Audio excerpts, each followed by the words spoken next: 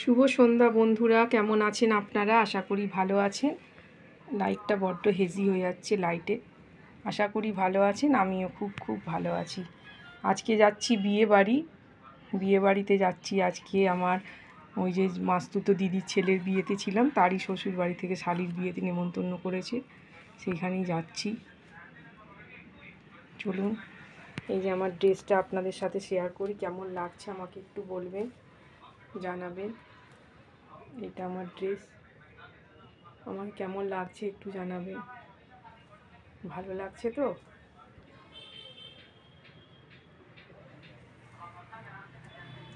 তবে চলুন, বিয়ে বাড়িতে গিয়ে আপনাদের সাথে কথা হবে।